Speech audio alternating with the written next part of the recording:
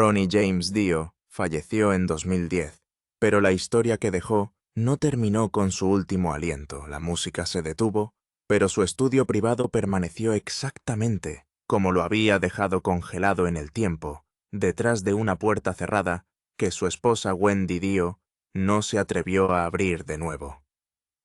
Año tras año, esa sala guardaba en silencio canciones inacabadas, montones de notas escritas a mano e innumerables grabaciones de décadas de actuaciones en todo el mundo, preservando los pensamientos creativos finales de una de las voces más legendarias del heavy metal.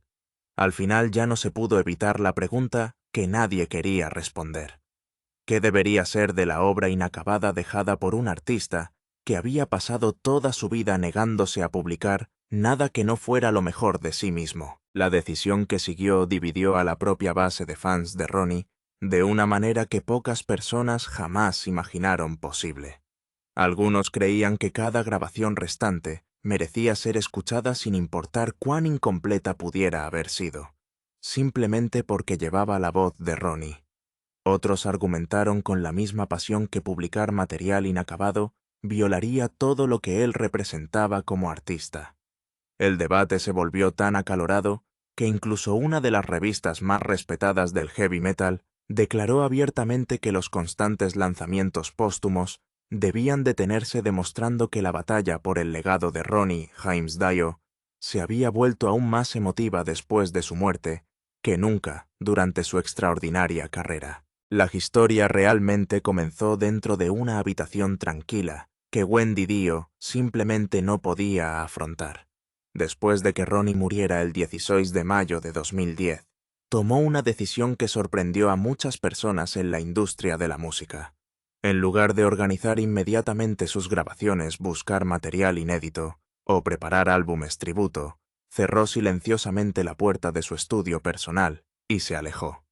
Años más tarde admitió en entrevistas que nunca había sido lo suficientemente fuerte emocionalmente como para volver a entrar, porque todo en esa habitación todavía parecía como si Ronnie pudiera regresar en cualquier momento para terminar lo que había comenzado. Detrás de esa puerta cerrada había mucho más que equipos olvidados o instrumentos polvorientos. Wendy reveló más tarde que Ronnie había estado trabajando en aproximadamente 6 canciones inacabadas junto con 2 de sus colaboradores de toda la vida, el guitarrista Doug Aldrich y el bajista Jimmy Bain. Esas canciones permanecían incompletas descansando junto a cajas llenas de grabaciones de conciertos en vivo, recopiladas de presentaciones en Rusia, Brasil, Europa, América del Norte y casi todos los rincones del mundo, donde Ronnie había pasado décadas frente a miles de devotos fanáticos. Juntas, esas cintas representaban no solo música, sino toda una vida de actuaciones inolvidables, esperando silenciosamente almacenadas. Esas grabaciones inacabadas revelaron algo profundamente importante sobre el proceso creativo de Ronnie. Nunca creyó que una canción estuviera terminada simplemente porque había sido escrita o grabada. Cada letra, cada frase vocal, cada arreglo de guitarra y cada detalle musical tenían que cumplir con los estándares increíblemente altos que se exigía a sí mismo antes de considerarlo digno de llegar a su audiencia. Para Ronnie la perfección nunca fue un objetivo opcional, era simplemente el único destino aceptable. Wendy lo entendió mejor que nadie. Ella explicó repetidamente que Ronnie siempre había sido un perfeccionista, alguien que continuaba refinando una canción hasta que realmente creía que representaba lo mejor que podía crear. Por eso se negó a publicar su material inacabado simplemente para satisfacer la curiosidad del público o generar éxito comercial con su famoso nombre. Si el propio Ronnie no hubiera aprobado esas grabaciones, entonces ella creía que no tenían por qué convertirse en parte de su legado oficial. Esa elección contrastó notablemente con lo que sucede tan a menudo después de la muerte de un músico famoso. En muchos casos, demos inacabados, tomas vocales toscas, letras incompletas e ideas abandonadas se reúnen rápidamente en álbumes póstumos en cuestión de meses, lo que permite a las compañías discográficas capitalizar el dolor del público mientras el interés sigue siendo alto. Wendy rechazó ese enfoque por completo. En lugar de lanzar al mercado música inacabada, eligió la paciencia, el silencio y el respeto, aunque sabía que muchos fans querían desesperadamente escuchar cada nota restante que Ronnie había grabado. Durante años nada cambió absolutamente. No hubo ningún álbum de estudio póstumo apresurado construido a partir de fragmentos. No hubo grabaciones muy editadas y pulidas hasta lograr un acabado artificial por parte de productores externos con la esperanza de imaginar lo que Ronnie podría haber querido. En cambio, el estudio permaneció cerrado, su contenido intacto, mientras Wendy cargaba silenciosamente con el peso emocional de proteger el capítulo creativo final del hombre que había amado durante décadas. Ese nivel de moderación es casi inaudito en una industria donde el trabajo inacabado a menudo se convierte en una oportunidad comercial casi inmediatamente después de la muerte de un artista. Wendy siempre dejó un punto absolutamente claro. Si esas canciones restantes no pudieran sonar, honestamente, como música, que el propio Ronnie habría lanzado con orgullo, entonces el público nunca las escucharía sin importar cuán fuerte los fanáticos exigieran lo contrario. Preservar sus estándares artísticos importaba más que satisfacer la curiosidad. Sin embargo, si bien esas grabaciones inacabadas atrajeron una enorme atención, fueron solo una parte de una historia mucho más amplia que rodea la extraordinaria vida y el legado perdurable de Ronnie James Dio. Mucho antes de que existieran preguntas sobre música inédita, otro misterio había perseguido a Ronnie casi desde el comienzo de su carrera. Fue una pregunta que fascinó a los fanáticos que conocían su personaje en el escenario, pero muy poco sobre el joven detrás de él. ¿Cómo llegó un niño italoamericano del norte del estado de Nueva York a ser conocido en todo el mundo por un nombre artístico relacionado no con la mitología o la religión, sino con una figura real asociada con el crimen organizado? La respuesta resultó ser mucho más extraña de lo que la mayoría de la gente esperaba. Ronnie James Dio entró al mundo no como Ronnie James Dio, sino como Ronald James Padavona, nacido el 10 de julio de 1942 en Portsmouth, New Hampshire. Aunque su lugar de nacimiento fue New Hampshire, pasó la mayor parte de su infancia en Cortland, Nueva York, dentro de una familia italoamericana muy unida, que valoraba la disciplina, la tradición y el trabajo duro. Su padre fomentó la música desde una edad temprana, introduciendo al joven Ronald a la trompeta y la trompa mucho antes de que se imaginara detrás de un micrófono como uno de los mejores vocalistas del rock. A la asombrosa edad de 5 años, Ronnie ya actuaba frente al público.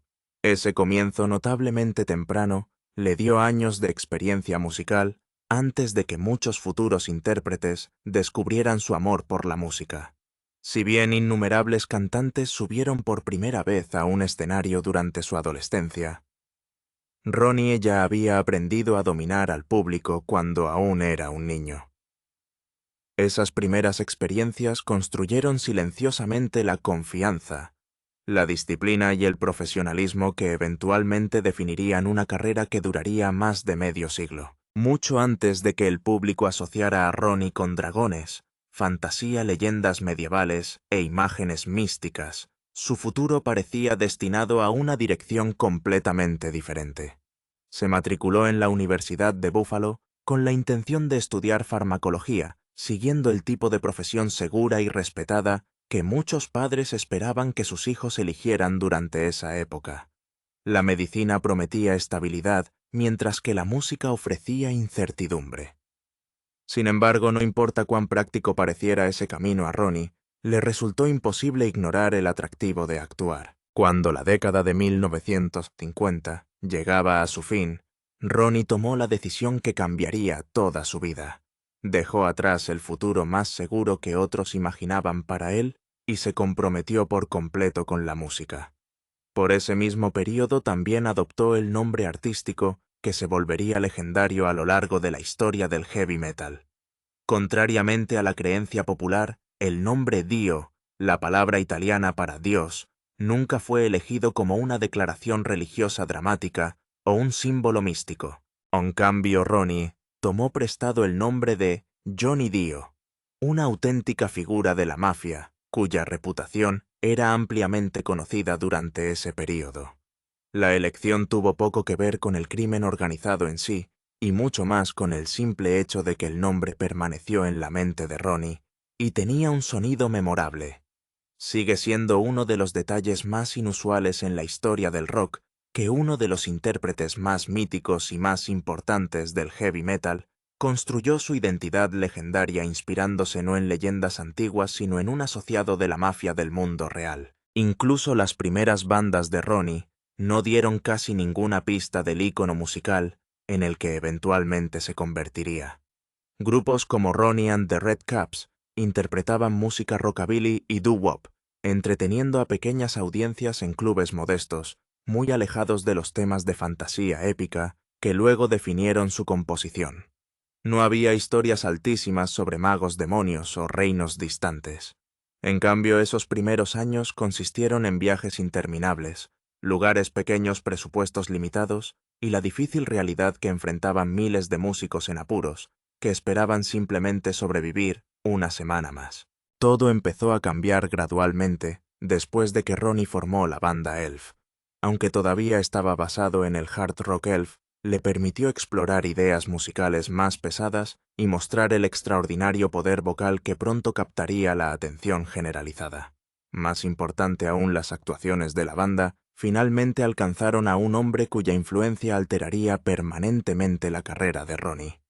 El ex guitarrista de Deep Purple, Ritchie Blackmore, reconoció algo excepcional en la voz de Ronnie, abriendo una puerta que eventualmente conduciría a una de las colaboraciones más importantes del heavy metal. Lo que mucha gente no logra apreciar es cuánto tiempo luchó Ronnie antes de que finalmente llegara ese gran avance.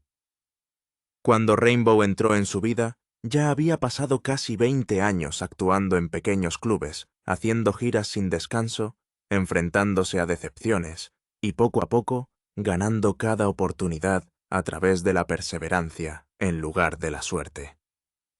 Esos años difíciles moldearon toda su perspectiva sobre el éxito.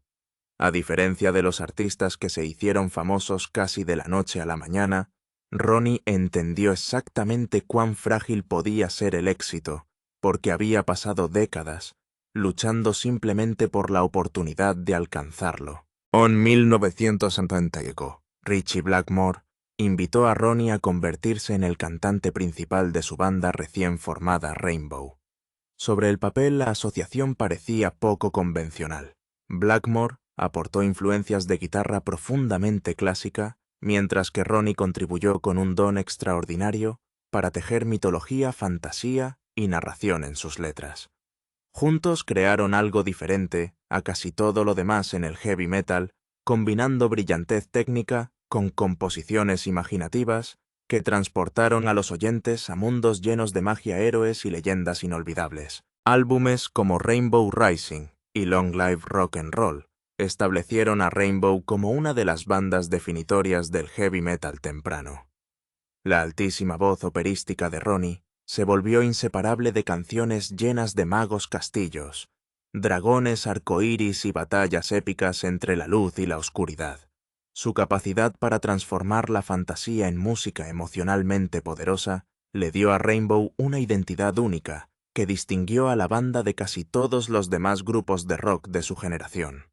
Para muchos fans, la voz de Ronnie se convirtió en el sonido de la imaginación misma. A pesar de su extraordinaria química creativa, la asociación poco a poco comenzó a distanciarse.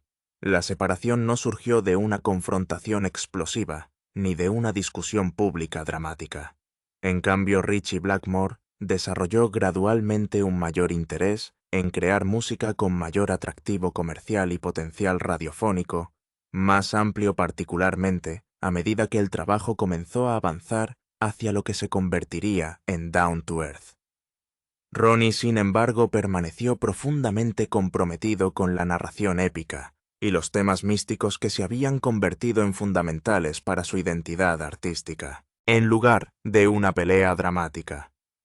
La relación simplemente evolucionó hacia dos músicos notables que se dieron cuenta de que imaginaban futuros muy diferentes. Ambos respetaban el inmenso talento del otro, pero cada uno quería viajar en una dirección que el otro ya no deseaba seguir. Cuando se lanzó Down to Earth en 1979, Ronnie ya había dejado Rainbow, dejando atrás la banda cuya identidad había ayudado a formar y dando paso a otro vocalista para comenzar un nuevo capítulo. Para innumerables músicos, tal salida podría haber marcado el desvanecimiento gradual de una carrera impresionante. Un cantante talentoso deja una banda exitosa después de diferencias creativas, y el foco de atención se traslada lentamente a otra parte. Muchos creían que los mayores logros de Ronnie ya pertenecían al pasado. Pocos podrían haber imaginado que su salida de Rainbow no era el capítulo final de su historia, sino simplemente la puerta que conducía hacia la mayor oportunidad de toda su vida. En cuestión de meses, Ronnie James Dio se vio seriamente considerado para un papel que casi todos creían que era imposible de desempeñar. La banda más influyente del heavy metal de repente necesitaba una nueva voz después de la partida de uno de los más grandes cantantes que el género jamás haya conocido. El desafío que le esperaba a Ronnie no se parecía a nada que hubiera enfrentado antes. Estaba a punto de intentar lo que innumerables fanáticos creían que simplemente no se podía hacer: reemplazar una leyenda que muchos consideraban completamente irreemplazable. Más tarde, en 1900, Ronnie se unió a Black Sabbath, reemplazando a Ozzy Osbourne, el líder original de la banda y una de las voces más reconocibles del rock. En ese momento esto parecía menos una oportunidad y más una trampa. Ozzy no era solo un cantante, era la identidad de la banda en la mente de muchos fans, y reemplazarlo parecía un trabajo hecho para fracasar. En cambio, Ronnie reinventó por completo cómo sonaba Black Sabbath. Los álbumes Heaven and Hell en 1980 y Mob Rules en 1981 dieron a la banda un segundo pico creativo, demostrando que el sonido de Sabbath podía sobrevivir sin su cantante original, algo que casi nadie había predicho. Ambos discos fueron éxitos de crítica en ese momento, y ambos todavía se ubican regularmente entre los trabajos más fuertes que la banda haya producido, incluida la era de Ozzy. El estilo lírico mitológico de Ronnie, y el mismo que no había encajado con el nuevo rumbo de Blackmore, resultó ser exactamente lo que Sabbath necesitaba en ese momento. También fue durante este período que Ronnie introdujo el gesto de la mano con los cuernos del diablo, que ahora se reconoce en los espectáculos de metal de todo el mundo. Según el propio Ronnie, aprendió el gesto de su abuela italiana, quien lo utilizaba como superstición para protegerse del mal de ojo. Lo introdujo en sus shows en vivo y se extendió mucho más allá de Sabbath, convirtiéndose en uno de los símbolos más universales del género, comprendido por los fanáticos sin importar el idioma que hablen. Dado lo bien que iban las cosas creativamente, uno esperaría que esta alineación hubiera durado años. No fue así. Detrás de los dos álbumes que salvaron el impulso de Sabbath, la tensión ya estaba aumentando y no permanecería detrás de escena por mucho más tiempo. 2 reuniones, 2 huelgas.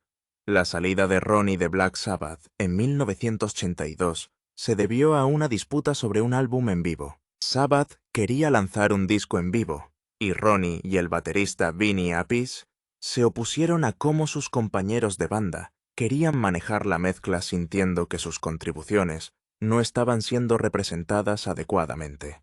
En lugar de llegar a un acuerdo, tanto Ronnie como Appice se marcharon, y Ronnie formó su propia banda llamada simplemente Dio, y lanzó Holy Diver en 1983 con un gran éxito en solitario. Esa no fue la última vez que Ronnie y Sabbath intentaron hacer que las cosas funcionaran. En 2022, Ozzy reunió con la banda para un álbum llamado The Humanizer, pero las mismas viejas tensiones resurgieron casi de inmediato, y la reunión produjo exactamente un disco, antes de desmoronarse nuevamente. Ese álbum dejó atrás una extraña trivia.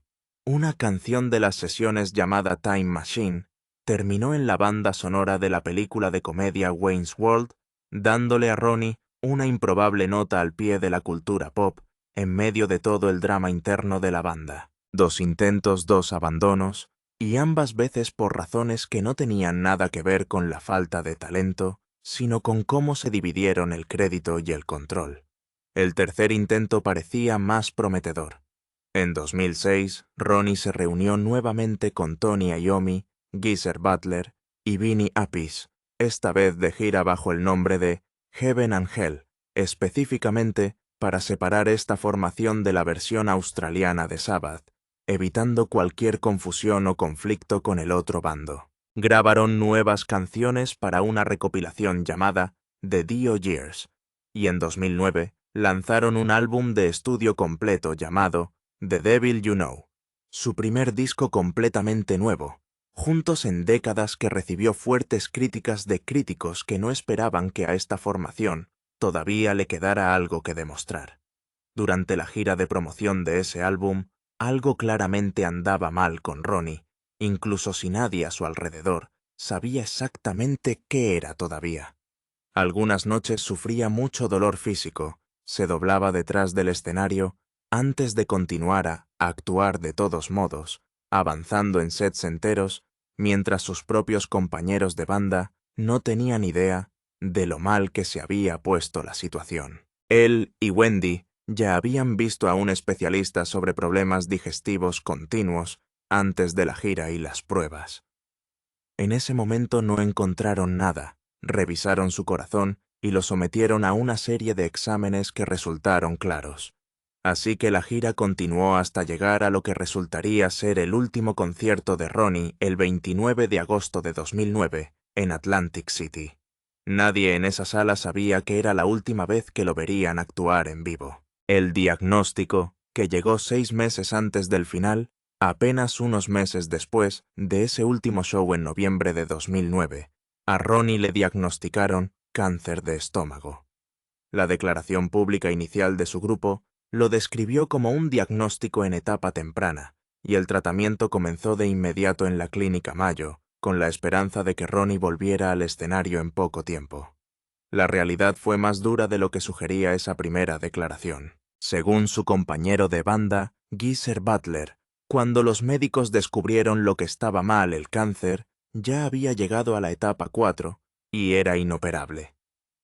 Según los informes, los médicos le dijeron a la familia que si Ronnie hubiera ido a hacerse una colonoscopia incluso 1 o 2 años antes, el tratamiento podría haber funcionado. En cambio, meses de síntomas mal interpretados y una gira que no se detuvo, que había consumido un tiempo, que nadie se dio cuenta, se estaba acabando.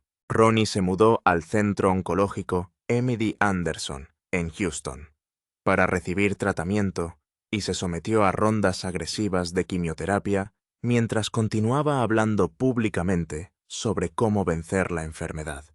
A pesar de la gravedad del diagnóstico, se mantuvo públicamente optimista y en un momento prometió que iba a vencer la enfermedad por completo. En abril de 2010, hizo una última aparición pública apareciendo en persona en los premios Revolver Golden Gods Awards para aceptar el honor al mejor cantante de metal. Para muchos fanáticos que lo vieron, esa aparición generó una verdadera esperanza de que realmente pudiera salir adelante, ya que se veía y sonaba mucho más como él mismo de lo que nadie esperaba después de meses de tratamiento. No lo hizo. Ronnie James Dio murió el 16 de mayo de 2010, a los 67 años, y sus amigos cercanos y familiares pudieron despedirse en privado de antemano. La declaración pública de Wendy posterior describió su corazón como roto al tiempo que señaló lo amado que había sido Ronnie por los fanáticos de todo el mundo. Ese debería haber sido el final de la historia. En muchos sentidos, fue solo el comienzo de uno mucho más complicado, porque decidir qué hacer con todo lo que Ronnie construyó después de su muerte resultó ser mucho más complicado y controvertido de lo que nadie esperaba. La decisión que dividió a sus fans por la mitad. Después de la muerte de Ronnie, Wendy tomó el control total de su legado y continuó dirigiendo Niji Entertainment, el sello discográfico y la compañía de gestión que los dos habían construido juntos años antes. También tuvo que cerrar públicamente los persistentes rumores en Internet de que ella y Ronnie se habían divorciado en secreto en algún momento, algo que ella niega rotundamente cada vez que resurge, insistiendo en que los dos estuvieron juntos hasta el día de su muerte. Uno de los primeros pasos importantes después de la muerte de Ronnie fue la creación del fondo Ronnie James Dio, Stand Up and Shout Cancer Fund, que desde entonces ha recaudado más de $2 millones para la investigación y concientización sobre el cáncer a través de eventos anuales de recaudación de fondos como Ride for Ronnie y Bowl for Ronnie, que continuaron hasta el día de hoy, atrayendo a músicos y fanáticos que nunca tuvieron la oportunidad de despedirse adecuadamente mientras estaba vivo. Años más tarde siguió un álbum tributo con artistas como Metallica y Rob Halford, versionando las canciones de Ronnie, y las ganancias se canalizaron nuevamente hacia esa misma causa.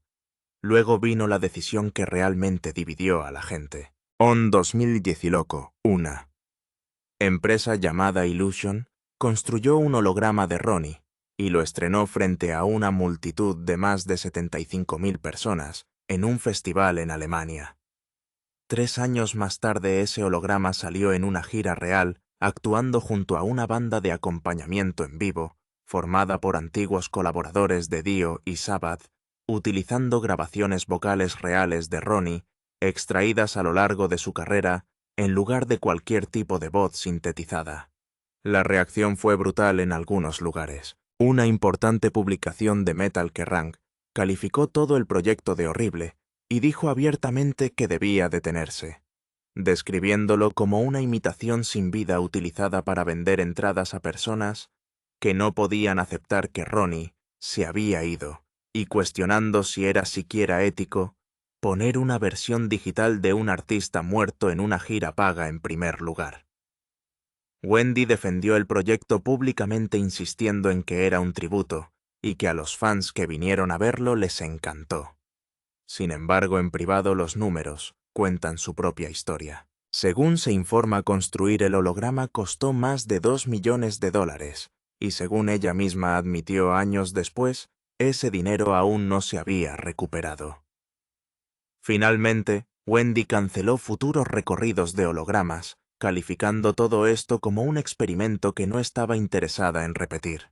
En cambio, optó por utilizar imágenes restauradas de Ronnie, a partir de antiguas grabaciones de conciertos multicámara, combinadas con efectos especiales, junto con una banda en vivo, una versión del programa con la que sintió que los fanáticos se conectarían de manera más honesta que una proyección digital. Esa no fue la única forma en que el archivo de Ronnie siguió resurgiendo silenciosamente.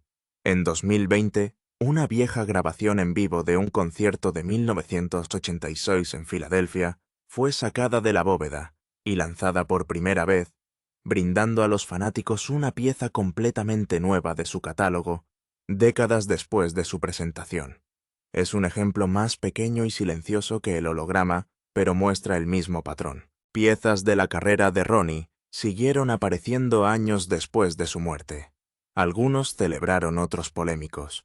Casi nada de esto estaba planeado de antemano. En los años posteriores, la historia de Ronnie se ha ido expandiendo también a través de medios más personales. En 2021, una autobiografía póstuma construida a partir de sus propias notas y recuerdos, coescrita con el periodista Mick Wall, brindó a los fanáticos su versión de décadas de historias en sus propias palabras por primera vez. Un año después, siguió un documental que según Wendy, fue diseñado para que la gente finalmente entendiera al personaje del hombre detrás del escenario, ya que ella sentía que lo habían pasado por alto mientras estaba vivo para apreciarlo. Según se informa, ese mismo proyecto la hizo llorar la primera vez que vio cómo retrataban a Ronnie y en la pantalla.